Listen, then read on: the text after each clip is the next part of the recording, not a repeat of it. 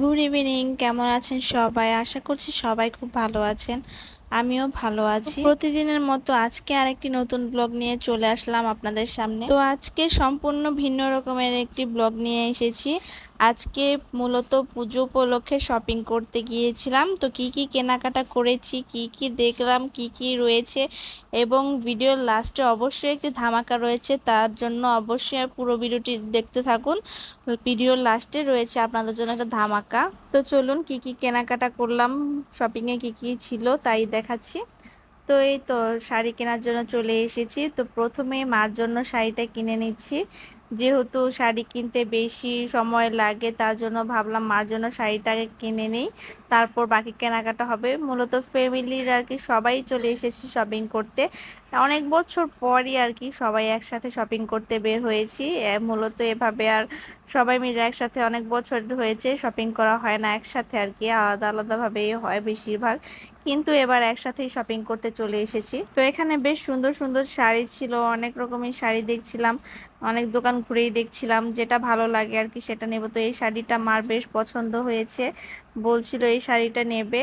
তো এটা দেখছিলাম, এর মানে কালারটা আর চেকটাও খুব ভালো লেগেছে। এরপর এই যে দুটো শাড়িও নামিয়েছি দেখার জন্য। মা একটা শাড়ি নেওয়া অবশেষে ডান, কিন্তু আরেকটা শাড়িও নিবে, তার জন্য আরো দেখছিলাম কিছু দোকান ঘুরে ঘুরে। যে আমার কাছে এই অ্যাশ কালার শাড়িটা বেশ দারুণ লেগেছে, শাড়িটা বেশ সুন্দর লাগছে। এটা আর কি মার জন্য পারফেক্ট না, আর একটু ইয়াং মানুষের জন্য বেশ পারফেক্ট। মূলত আমার জন্য, আমার কাছে শাড়িটা সেই দারুণ লেগেছিল, কিন্তু মা এটা নেবে না। মা কি আর একটু মানে কমফোর্টেবলের ভিতর খুঁজছিল। তো এই শাড়িটা মার পছন্দ হয়েছিল, বলছিল এটাও নেবে।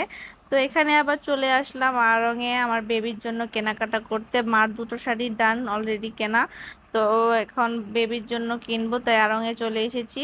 তো আড়ংয়ের জামাগুলো কি হয়, বাচ্চাদের আর কি পরতে খুবই কমফোর্টেবল, সফট হয়, কাপড়ের মান ভালো হয়। তো এখানে জামাগুলো আমার কাছে বেশ ভালো লাগছিল।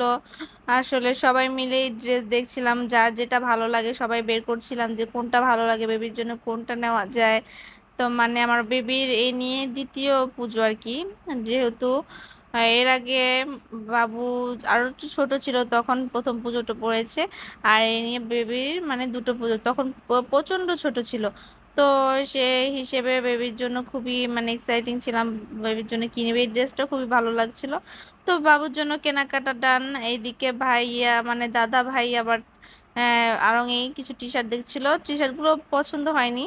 তো আবার নিচে চলে আসলাম সেলরে, যে এখানে বাচ্চাদের বিভিন্ন ব্যাগ, কার্টুন, মানে খেলনা, যাবতীয় সব কিছু আছে, টি শার্ট, বাচ্চাদের মেয়েদের জামা, ছেলেদের জুতো। তো এইদিকে যে সেইলরের বিভিন্ন বাচ্চাদের ড্রেস আমার মেয়ে নিজের হাত দিয়ে ধরে দেখিয়ে দিচ্ছে যে এটা নেবে। তো এইদিকে আবার আমার দাদা ভাইয়ের জন্য কেনাকাটা করতে চলে এসেছি। তো আমার দাদা ভাইয়ের জন্য কেনাকাটা করতে চলে এসেছি। এখানে বিভিন্ন রকম শার্ট রয়েছে, এটা মেন্স ওয়ার্ল্ডে এসেছি কিনতে। তো তো অনেকে কেনাকাটা ডান, তো কেনাকাটা করে থেকে কিনেছি। তো নিচতলা নামার সময় এই যে দেখলাম তুর্কিশ আইসক্রিম বিক্রি করছে, তো আমি বললাম খাবো। তো এখানে তারা একদম ডান্স করে তুর্কির মানে যেভাবে তুর্কিশে মানে ডান্স করে আইসক্রিম বিক্রি করে সেভাবে ডান্স করে আইসক্রিমগুলো বিক্রি করছিল।